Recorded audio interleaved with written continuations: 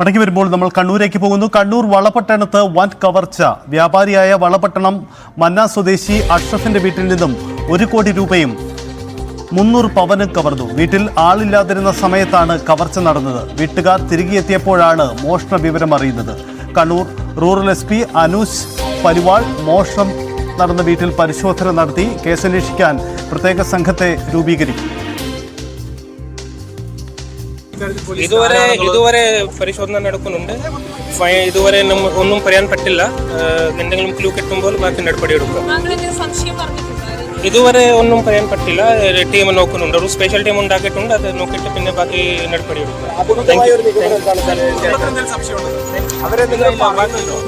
അവര് ഇവിടുന്ന് വന്നതാണ്. മധുരയിൽ നിന്ന് ഇന്നലെ എത്തിയത് രാത്രി. അപ്പോൾ വീട് തുറന്നു നോക്കുമ്പോൾ ഇങ്ങനെ ലോക്കറിൽ തുറന്നിട്ടാണ്.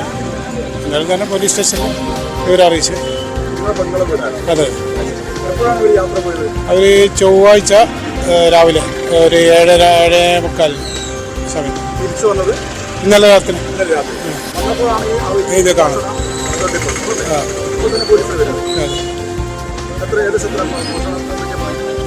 സ്വർണവും പൈസയാണ് പോയിട്ടുള്ളത്.